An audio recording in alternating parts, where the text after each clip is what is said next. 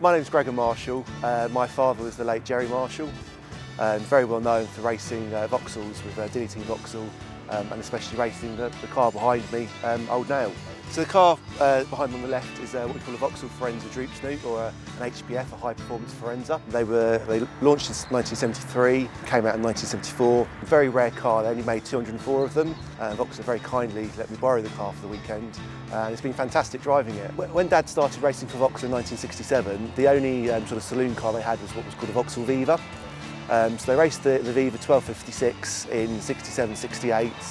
Then for 69, the 2-litre Viva GT came out, so they raced that, 69, 70, 71.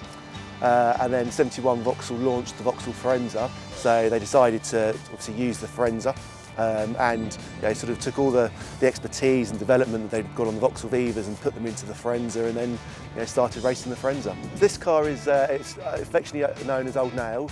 It's a normal flat front Vauxhall Firenza originally.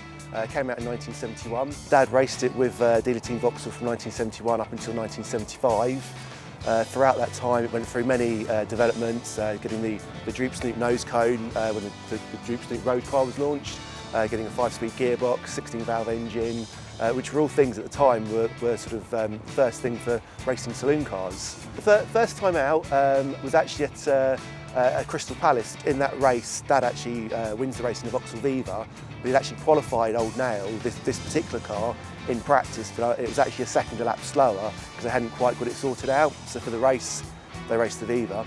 But then 2 weeks later, the first race for Old Nail, she won, first time out, and from then on kept on winning. So in total, she did 101 events and won 66 of those.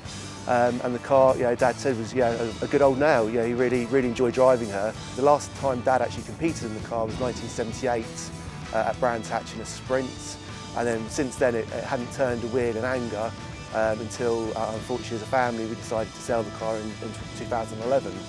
So Old Nail's been auctioned this weekend on Sunday with Bonhams at the members meeting at Goodwood. So we'll keep a keen eye on how she goes.